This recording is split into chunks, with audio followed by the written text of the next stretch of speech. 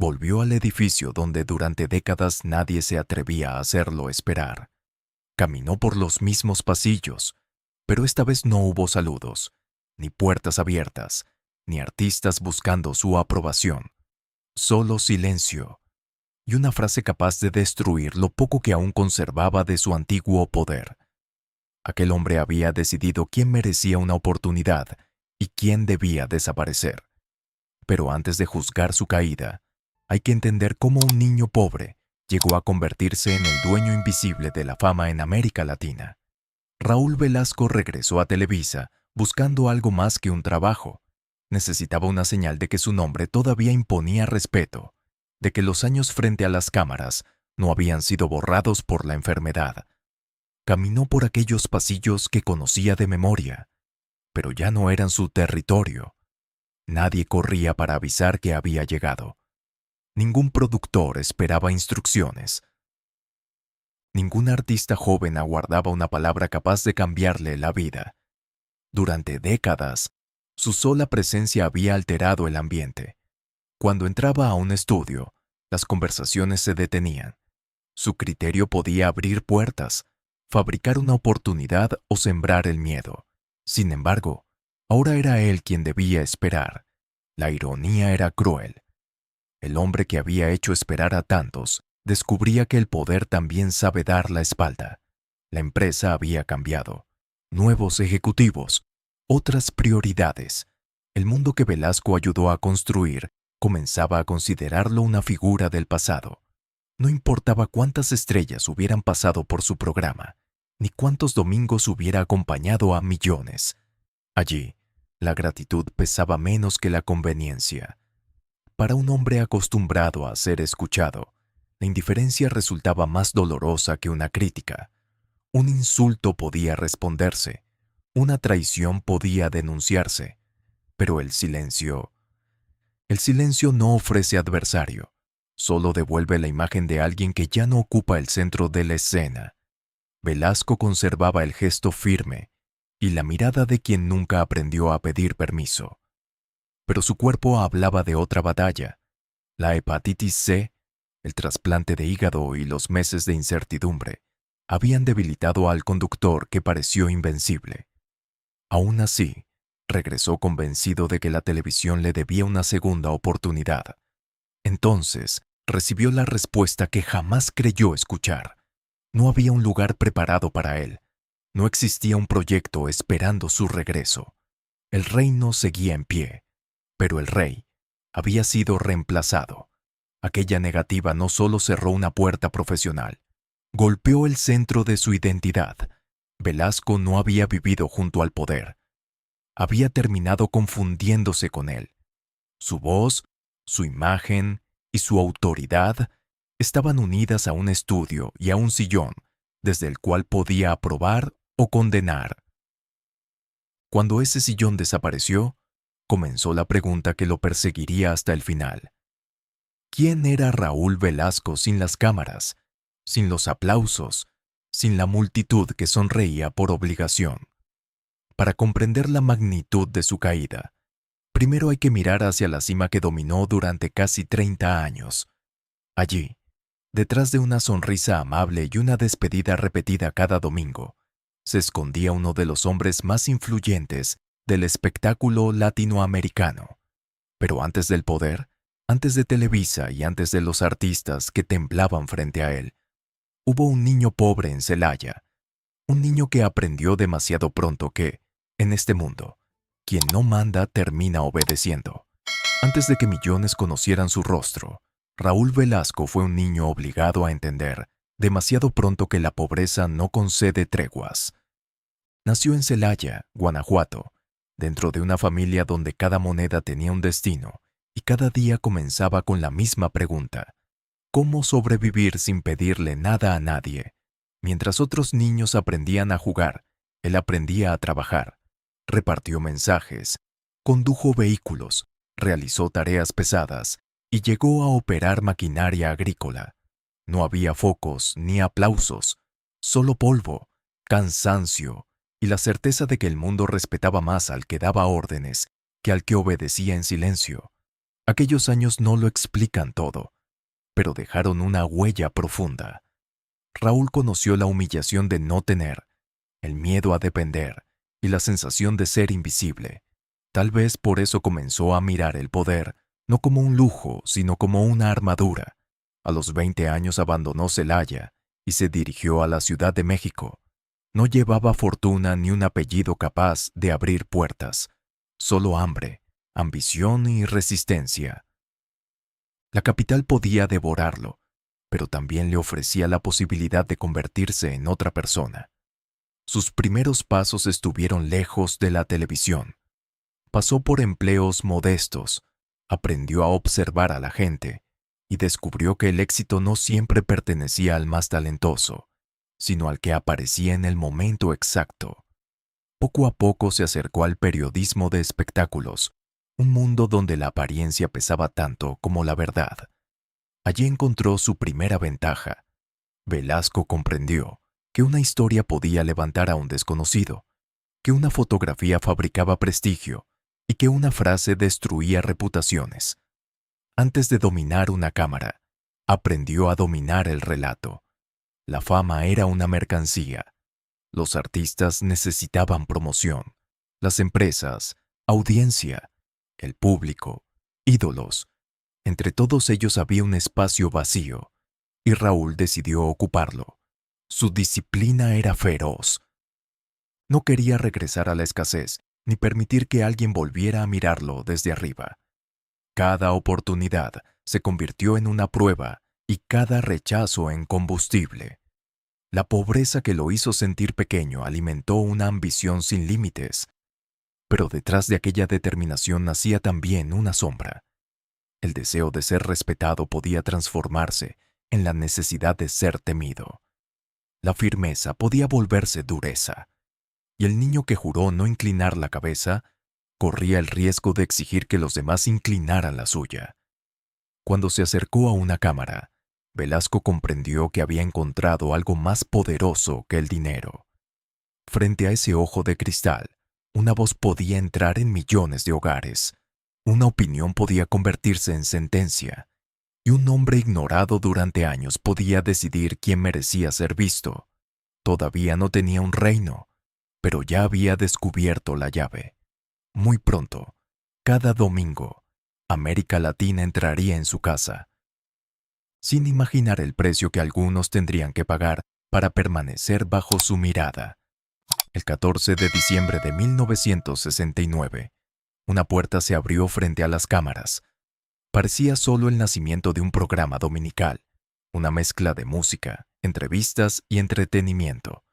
Pero con los años, Siempre en Domingo dejó de ser un espacio más. Se convirtió en la gran vitrina del espectáculo latinoamericano.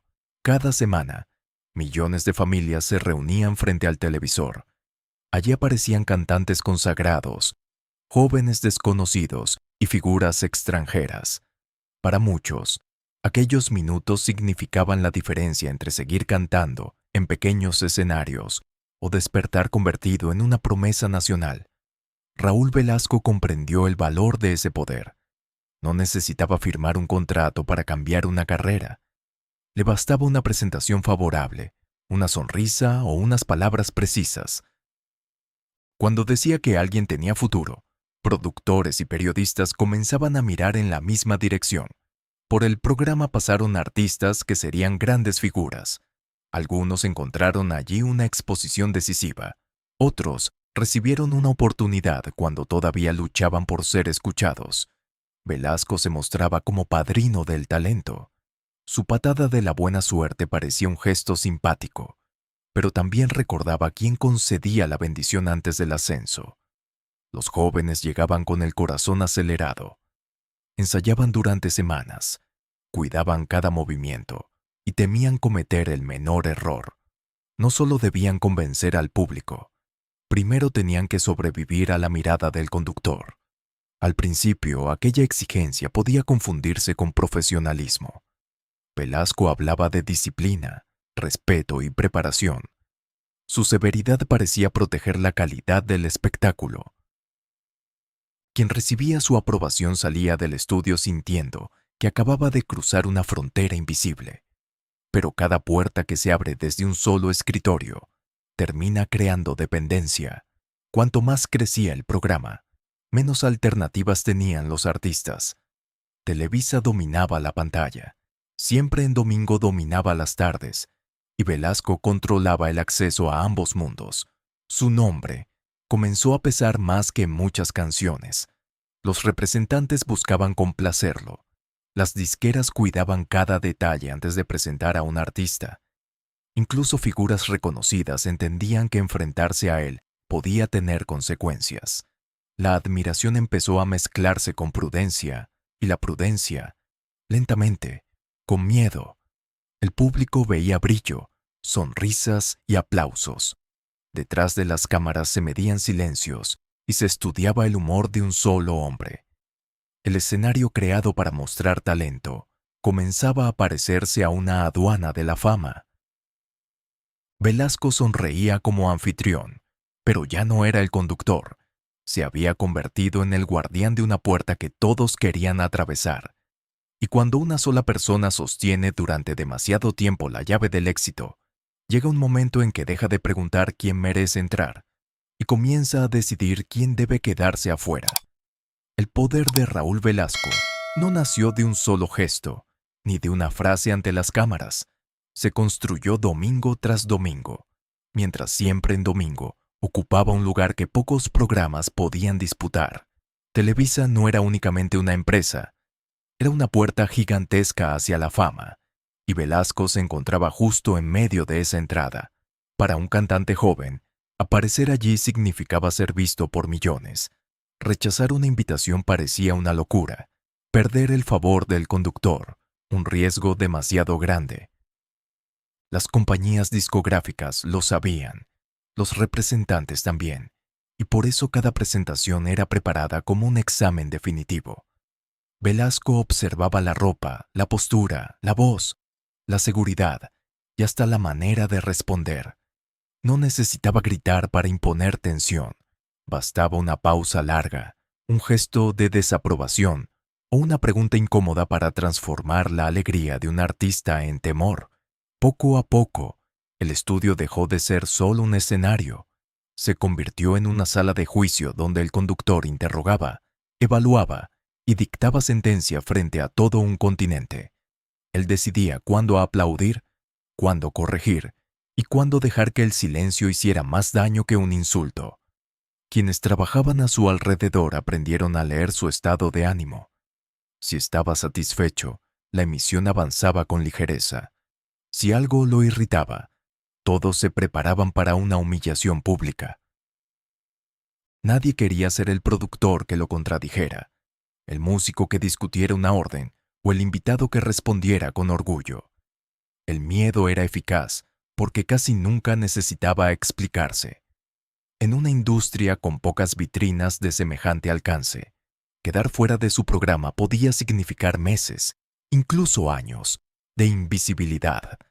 La amenaza no siempre se pronunciaba. Bastaba con que todos creyeran que era posible. Y así, la autoridad profesional empezó a confundirse con el derecho a intervenir en la dignidad ajena. Lo que antes parecía disciplina comenzó a mostrar otro rostro. Velasco ya no solo exigía preparación, también opinaba sobre cuerpos, vestuarios, actitudes y defectos personales, como si la vida de cada artista le perteneciera durante aquellos minutos. El público, desde casa, veía sonrisas, pero muchas eran máscaras. Los jóvenes entendían que responder podía costarles la carrera, y que guardar silencio, aunque doliera, era la única forma de seguir adelante. El problema no era solo lo que Velasco decía, era todo lo que sostenía sus palabras. Una cadena poderosa, una audiencia inmensa y un sistema acostumbrado a obedecer. Durante años, aquel equilibrio permaneció intacto, hasta que las cámaras registraron momentos en los que la exigencia dejó de parecer profesionalismo. Entonces, frente a millones de personas, el hombre que había abierto tantas puertas empezó a utilizar su voz para cerrar algo mucho más íntimo, la dignidad de quienes estaban frente a él. Las cámaras seguían encendidas, el público aplaudía y el artista intentaba mantener la sonrisa, pero bastaba una mirada de Raúl Velasco para que el ambiente cambiara. En segundos, el escenario dejaba de ser una celebración y se convertía en un tribunal. Sin defensa, sin apelación y con millones de testigos. Uno de los casos más recordados ocurrió con Thalía, cuando iniciaba su etapa como solista. Velasco comentó que había dejado atrás una imagen demasiado corriente, una observación que atacaba su apariencia y su forma de vestir. Ella sonrió, porque allí sonreír era más seguro que responder. Años después, reconocería que aquellas palabras la habían herido. No era solo una crítica estética, era la demostración de quién podía hablar y quién debía soportarlo. Thalía tenía talento y futuro, pero frente al conductor de la televisión mexicana, seguía siendo una joven obligada a medir cada gesto. Una respuesta desafiante podía convertirse en una puerta cerrada. Coque Muñiz también vivió una escena incómoda cuando Velasco lo cuestionó por la sospecha de utilizar playback. La conversación dejó de parecer una entrevista y tomó el tono de un interrogatorio. El mensaje era claro. En su programa, nadie tenía derecho a ocultar nada. Velasco tampoco toleraba que el público alterara su orden.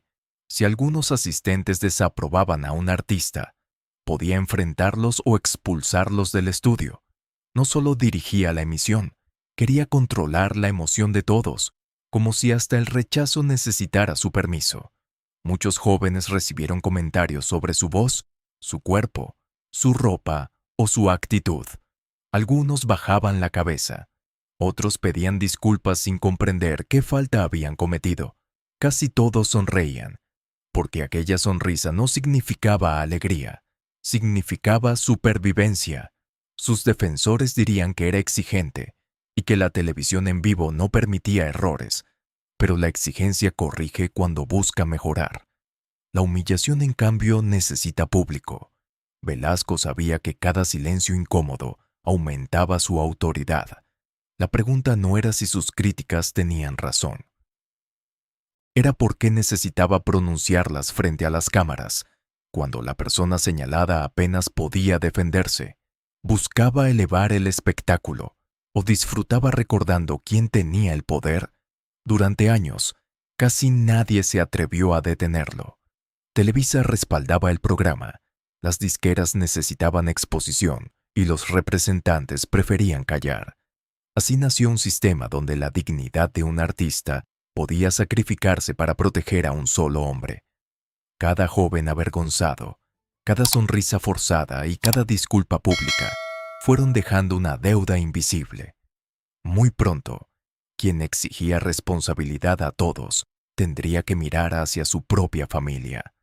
Allí no habría un cantante desconocido al que corregir, sino un hijo, cientos de miles de dólares y un amigo dispuesto a acusarlo de la traición más dolorosa. Fuera de las cámaras, Raúl Velasco no encontraba la obediencia que imponía en televisión. En casa no había luces que corrigieran una discusión, ni productores capaces de cortar una escena incómoda. Allí, cada silencio pesaba más, porque provenía de quienes conocían al hombre detrás del personaje. Su primer matrimonio terminó marcado por el desgaste y la distancia, los viajes, las grabaciones y la presión de sostener un imperio televisivo dejaban poco espacio para la intimidad. Velasco podía dirigir a decenas de personas en un estudio, pero no siempre sabía escuchar a quienes lo esperaban al regresar. Con los años, la separación también abrió heridas con sus hijos. No todas podían explicarse solo por la fama, pero la autoridad que funcionaba frente a las cámaras se volvía más áspera dentro de la familia. Un padre acostumbrado a ser obedecido podía confundir cercanía con disciplina y protección con control. La paradoja era dolorosa. Millones lo consideraban casi parte de la familia cada domingo. Sin embargo, sus propios vínculos podían llenarse de silencios, reproches y ausencias. El conductor, que parecía comprender al público, no siempre encontraba la manera de llegar al corazón de los suyos. Más tarde, su vida junto a Dorle Klokov le ofreció una estabilidad diferente. Ella permaneció a su lado durante décadas, cuando el éxito todavía brillaba y también cuando la enfermedad comenzó a apagarlo. Pero aquella calma no podía borrar las grietas anteriores, ni las consecuencias de una personalidad moldeada por la exigencia y el orgullo. Entre sus hijos, Raúl Velasco Jr. parecía destinado a continuar el apellido dentro del espectáculo. No estaba frente a las cámaras como su padre, sino detrás de contratos, presentaciones y decisiones económicas. Era un poder menos visible, pero igualmente peligroso cuando la confianza se mezclaba con el dinero. El joven asumió la representación de Laureano Brizuela, cantante cercano a la familia Velasco, y una figura en pleno crecimiento. Todo parecía construido sobre la amistad. Había confianza, proyectos y la sensación de que trabajar con el hijo del hombre más influyente de la televisión mexicana ofrecía seguridad. Pero algunas traiciones no nacen entre enemigos, nacen donde nadie cree necesario protegerse. En 1989, una investigación fiscal cambió el rumbo de esa relación. Brizuela fue detenido y acusado de irregularidades tributarias. De pronto terminó tras las rejas, mientras una pregunta comenzaba a extenderse. ¿Quién había manejado realmente el dinero que ahora lo convertía en acusado? Lo que siguió no fue solo un escándalo financiero, fue una amistad rota y una acusación capaz de alcanzar a Raúl Velasco.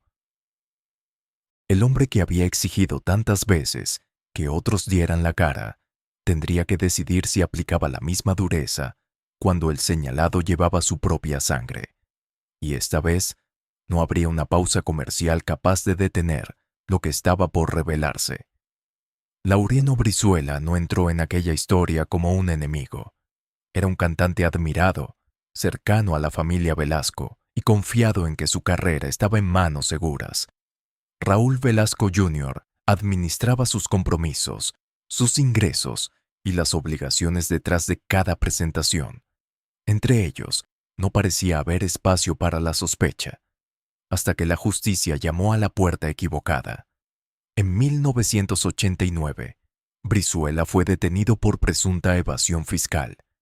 El artista que llenaba escenarios terminó encerrado, señalado por movimientos económicos que, según afirmaría después, nunca controló por completo.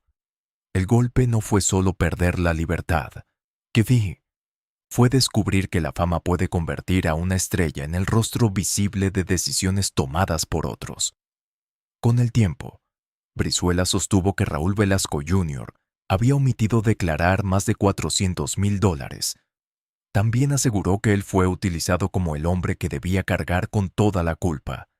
Eran acusaciones del cantante, no una sentencia contra la familia Velasco, pero bastaron para destruir una relación que alguna vez se llamó amistad.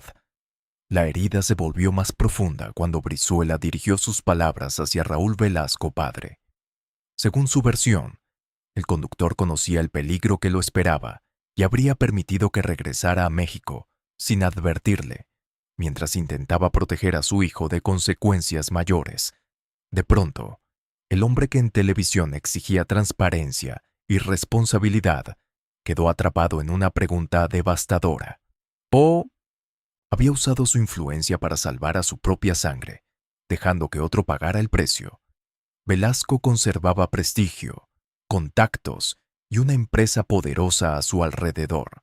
Brizuela, en cambio, hablaba desde la amargura de quien había conocido la cárcel y sentía que su nombre había sido sacrificado.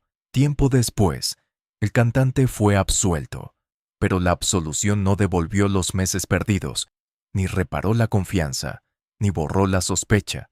Una sentencia puede limpiar un expediente. Rara vez limpia por completo la memoria del público. El escándalo golpeó a Velasco donde más dolía. Ya no se discutía su dureza con artistas jóvenes.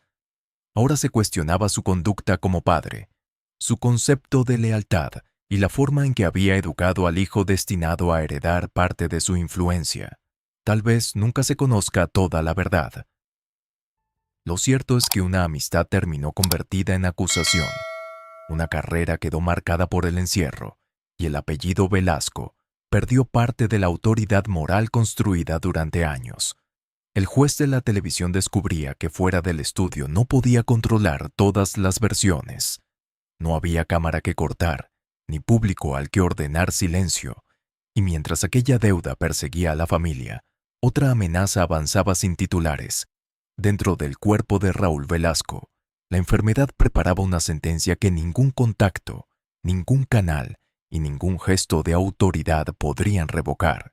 Durante años, Raúl Velasco había controlado los tiempos de la televisión. Decidía cuándo comenzaba una canción, cuándo terminaba una entrevista y cuánto debía durar el silencio antes de una respuesta incómoda. Pero dentro de su cuerpo, otro reloj avanzaba sin pedir permiso. La hepatitis C fue debilitándolo poco a poco. Al principio, podía ocultarla detrás del maquillaje, de una sonrisa ensayada y de la disciplina de quien nunca quería mostrarse débil. Sin embargo, llegó un momento en que ni las luces del estudio pudieron esconder el cansancio, la fragilidad y el miedo. El hombre que exigía fortaleza a los demás tuvo que aceptar que su vida dependía ahora de médicos y medicamentos. Su hígado estaba gravemente dañado. La única salida era un trasplante, una operación donde el poder, el dinero y la fama dejaban de significar lo mismo. En una cama de hospital ya no era el juez de nadie. Era un paciente esperando una oportunidad para seguir respirando. Allí no había artistas inclinando la cabeza, ni ejecutivos pidiendo su opinión. Solo una familia inquieta y la certeza de que el cuerpo también sabe poner de rodillas a quienes parecían invencibles. El trasplante realizado en Houston le dio una nueva posibilidad. Sobrevivió, pero no regresó siendo el mismo. Cada cicatriz le recordaba que aquella vida era prestada, que alguien había muerto para que él pudiera seguir adelante. Mientras luchaba por recuperarse, siempre en domingo se acercaba a su final. Después de casi 3 décadas, el programa dejó de emitirse en 1998. No existió una única causa. Su salud estaba quebrada, la televisión cambiaba, aparecían competidores y el público miraba con menos tolerancia un modelo donde una sola voz podía dictar el destino de todos. El mundo que Velasco había dominado se movía más rápido de lo que él podía recuperarse. Las nuevas generaciones buscaban otros rostros y otras formas de hablar. Lo que antes parecía autoridad empezaba a sentirse como autoritarismo. Lo que durante años fue celebrado como carácter fuerte, ahora despertaba críticas. Aún así, creyó que sobrevivir era una señal. Pensó que la vida le devolvía el tiempo necesario para regresar, reparar su nombre y demostrar que podía conducir el espectáculo. Se aferró a esa idea con la misma obstinación que lo había sacado de la pobreza. Preparó su retorno como quien vuelve a una casa propia. Imaginó las cámaras encendiéndose otra vez, los trabajadores recibiéndolo y los artistas agradeciendo su regreso. Tal vez esperaba encontrar intacto el lugar que había dejado. Pero la televisión no conserva tronos vacíos. Mientras él peleaba por vivir, otros ocuparon los despachos, cambiaron las reglas y aprendieron a trabajar sin su presencia. Raúl Velasco había vencido a la muerte en un quirófano, pero no sabía que su derrota más cruel lo esperaba en Televisa, donde descubriría que un órgano nuevo podía salvarle la vida, aunque jamás devolverle el poder. Raúl Velasco volvió a Televisa creyendo que la enfermedad había sido una pausa, no un final. Había sobrevivido a una operación que pudo costarle la vida y regresaba convencido de que casi 30 años de trabajo todavía le garantizaban un lugar. Pero los pasillos que antes se abrían a su paso ya no parecían reconocerlo. La empresa tenía nuevos rostros, otros planes y ejecutivos que no sentían la obligación de conservar los viejos privilegios. Velasco esperaba una propuesta, quizá un programa breve o una señal de gratitud. En cambio, encontró una respuesta fría. El sistema podía continuar sin él. Para cualquiera habría sido un rechazo profesional. para Raúl, fue la demolición de su identidad. Durante décadas no había separado al hombre del conductor. Su nombre estaba unido al estudio, al micrófono y a la autoridad con la que decidía quién merecía ser visto. Sin aquel lugar, el espejo le devolvía una pregunta insoportable. ¿Quién era cuando nadie necesitaba su aprobación? La ausencia de trabajo no fue la única herida. Mientras estuvo en la cima, teléfonos y oficinas se llenaban de saludos, favores y promesas de amistad. Artistas que soñaban con aparecer en Siempre en Domingo buscaban acercarse a él. Representantes lo trataban como aliado. Figuras internacionales celebraban cada encuentro. Pero cuando enfermó y dejó de controlar la pantalla, muchas de aquellas voces se apagaron. Los llamados fueron menos frecuentes. Las visitas disminuyeron. Algunas personas permanecieron, pero eran muy pocas frente a la multitud que antes decía admirarlo. Entonces, comprendió una verdad que el poder suele ocultar. Tal vez no todos habían querido al hombre. Muchos habían querido la puerta que él podía abrir. No buscaban su compañía, sino el favor de su cargo. Mientras tuvo el sillón, nunca estuvo solo. Cuando lo perdió, descubrió cuántos afectos dependían de la utilidad. Intentó mantenerse vigente y buscó espacios donde su experiencia todavía tuviera valor. Pero la audiencia había cambiado y su figura pertenecía a otra época. Cada intento sin éxito confirmaba lo que más temía. El espectáculo que ayudó a construir ya no estaba dispuesto a esperarlo. La depresión comenzó a envolverlo. La casa ofrecía silencio donde antes existían aplausos.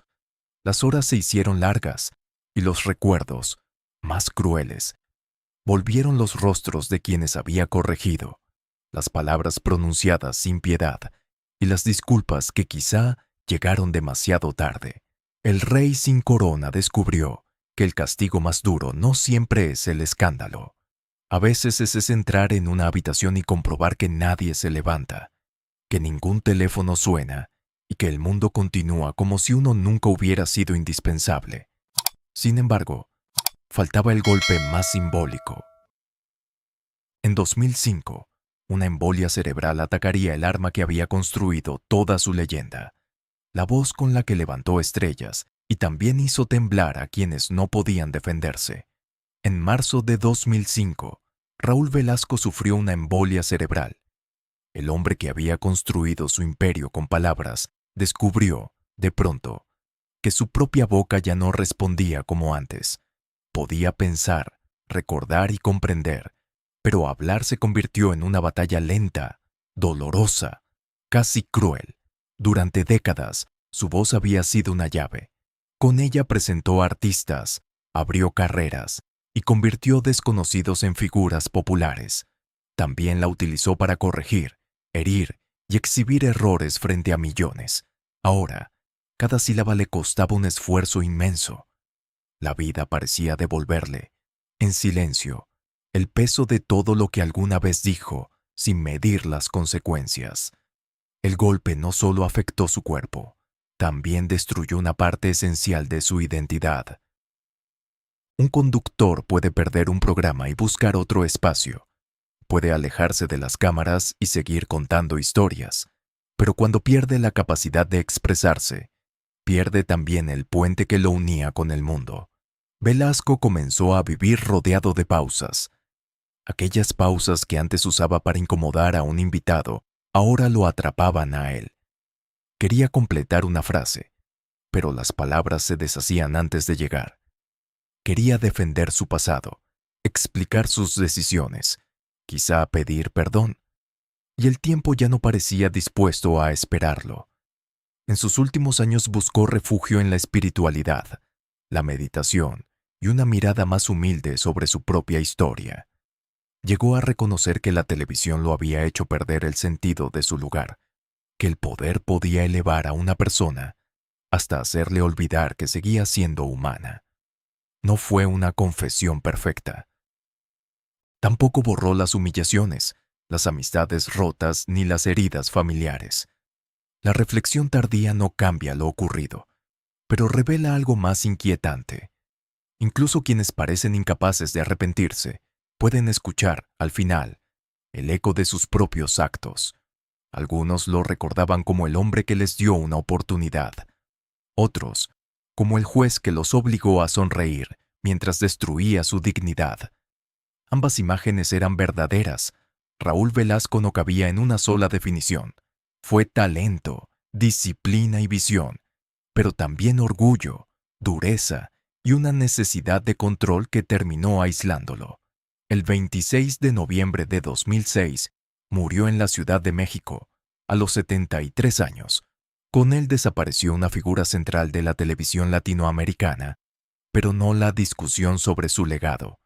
Durante casi 3 décadas, millones escucharon su despedida y esperaron aquello que prometía cada domingo.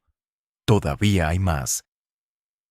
Pero para él, finalmente, no hubo otra emisión, ni una cámara capaz de devolverle el tiempo. Solo quedó un estudio vacío, un micrófono inmóvil y una pregunta que todavía persigue a quienes confunden respeto con miedo. ¿Cuánto poder puede soportar un ser humano antes de dejar de reconocer a los demás y antes de dejar de reconocerse a sí mismo? Raúl Velasco creyó que el poder era una forma de permanecer para siempre.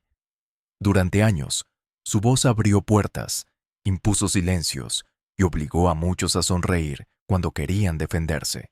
Pero al final, las cámaras se apagaron, los amigos desaparecieron y el hombre quedó frente a sí mismo. Su historia no habla solo de fama, habla del precio de confundir respeto con miedo, porque ningún trono es eterno, y quien hace temblar a otros termina, tarde o temprano, escuchando el eco de su propia soledad.